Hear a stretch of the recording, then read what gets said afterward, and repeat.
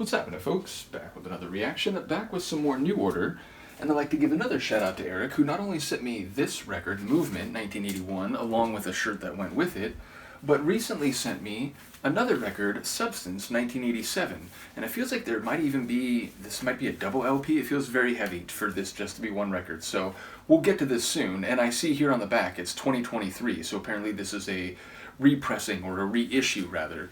So looking forward to that. Once again, shout out to you, Erik. And we're continuing through. We're up to the penultimate track on Movement, and it's called Doubts Even Here.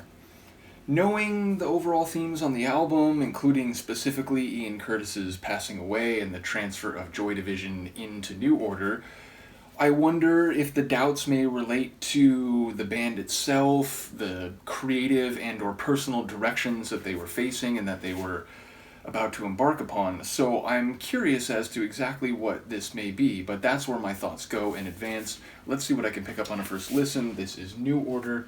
The track is Doubts Even Here, and it's the second to last tune on their 1981 album, Movement.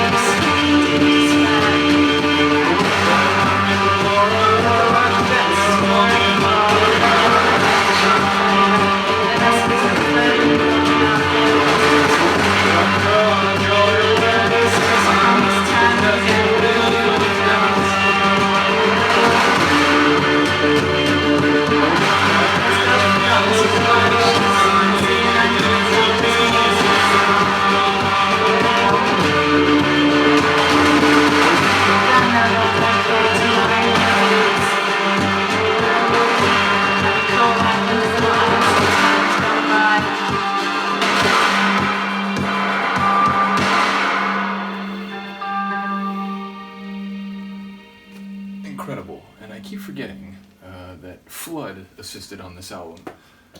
In any case, it's funny, going into this, I forgot to mention something that I was thinking about when I was about to shoot the reaction, and that is that people mentioned in the last couple songs as I've gone through the album that at this point it wasn't clear that Sumner was going to become the main lead singer, and that none of them necessarily felt comfortable taking over for Curtis, who had been the lead singer of Joy Division, and so that you hear different people on the album singing. And so when this one began, I was trying to figure out, because as with a number of tracks, and this was something else another person said, is that some of the reason, or part of the reason, the vocals seem buried in the mix is because, again, nobody was really comfortable being this, loud, right in front of the song lead singer.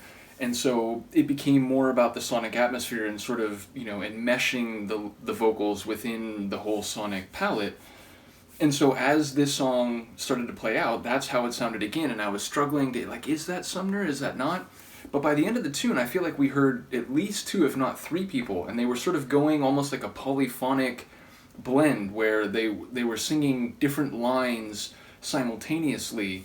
And some of the vocals sounded like almost spoken, if not exactly like spoken word. They felt, like sung spoken, I guess. So curious about the vocals on this one. I didn't catch too much of the lyrics. There was a point where it seemed to clear up a little bit, and I caught a couple lines about spending time, making observations or something to that effect. So again, I didn't catch enough to know if my thought that maybe the doubts could be about the band itself and what they were doing was actually part of it. But as I said, the bits I did catch suggested a contemplation, some degree of consideration. So curious to hear what people have to say about this one. I love those cycling drums. That seems to be a running theme sonically on the album. Percussion that sort of rolls and slides around to different sounds while the guitar was sort of strumming away. There was a couple moments where the sonic seemed to really kick up to another level and become much more rich and full. So overall, another very interesting piece. Not really sure what it's about. Look forward to hearing people comment. As I said, thank you to Erik for both this and this. Looking forward to finishing Movement. The last tune on it is Denial, which again, that leads me to think once again that the themes, plural, that have been running through the album will continue right to the end.